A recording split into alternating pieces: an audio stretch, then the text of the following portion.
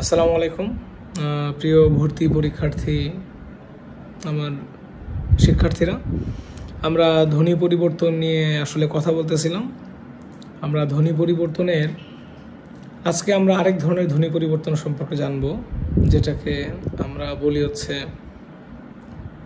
এই ব্যঞ্জন চ্যুতি। ব্যঞ্জন চ্যুতি, চয়ে রস্যৌ জফালা তয় রস্যই। চ্যুত বা চ্যুতি এই শব্দটা দ্বারা বোঝায় যে বিচ্যুত হওয়া, ছুটে যাওয়া, বাদ দেওয়া, বাইরে চলে যাওয়া, তাই না? তো বলা হচ্ছে যখন আমরা কোনো একটা শব্দের মধ্যে একই ধরনের ব্যঞ্জন আমরা দুইটা দেখতে পাবো, একই ধরনের ব্যঞ্জন দুইটা, সেই একই ধরনের ব্যঞ্জন দুইটা থেকে বা ধ্বনি থেকে আমরা যদি একটা ধ্বনিকে বাদ দিয়ে দিই, তখন তাকে আমরা বলতেছি ব্যঞ্জন চ্যুতি। এবং এখানে আমাদের মনে রাখতে হবে যে এটা বেশিরভাগ সময়ই হিন্দু সম্পর্কবাচক যে শব্দগুলো থাকে সেই শব্দগুলো থেকেই কিন্তু আসলে এটা বেশি হয়।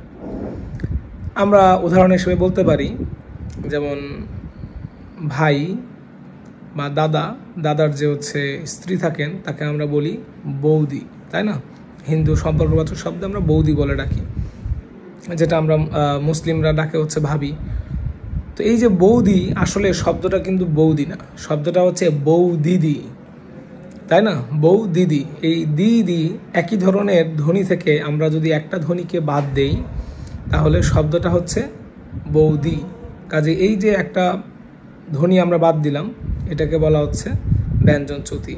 এভাবে অনেকে দেখবেন বিভিন্ন নাটক, সিনেমায় আমরা কিন্তু বা বিভিন্ন ঘরে, হিন্দু ঘরগুলোতে আপনি দেখবেন যে তারা ছোট কাকাকে তারা বলতেছে ছোটকা।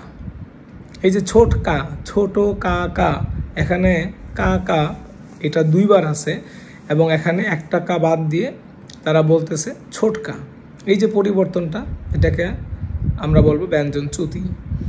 এরপরে দেখেন, আমরা এরকম যদি আরও ধরি, তাহলে ঠাকুর দাদা। এই ঠাকুর দাদাকে আমরা বলি ঠাকুরদা, তাই না? ঠাকুর দিদি, এটাকে আমরা বলি ঠাকুর দি। তাহলে আমরা মোটামুটি এটা জানলাম। এখন আপনাদের কাছে আমার প্রশ্ন, সেটা বড় মামা। এই যে বড় মামা, এখানে বড়র সাথে মামা আছে, এখন দুইটা মা আছে। এখন এখান থেকে যদি আমরা একটা মাকে বাদ দেই, তাহলে শব্দটা হবে বড় মা, তাই না? এই যে মা দুইটা ধ্বনি আছে, এখান থেকে যদি আমরা একটা মাকে বাদ দেই, দিলে যে বড় মা শব্দটা হয়, আপনাদের কাছে আমার প্রশ্ন, এটা কি ধ্বনি পরিবর্তন? যদি পরিবর্তন হয়, তাহলে এটা কোন ধরনের ধ্বনি পরিবর্তন?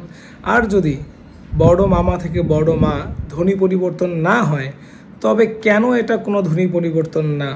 আশা করি আপনারা কমেন্টে উত্তর দিয়ে যাবেন। ধন্যবাদ সবাইকে।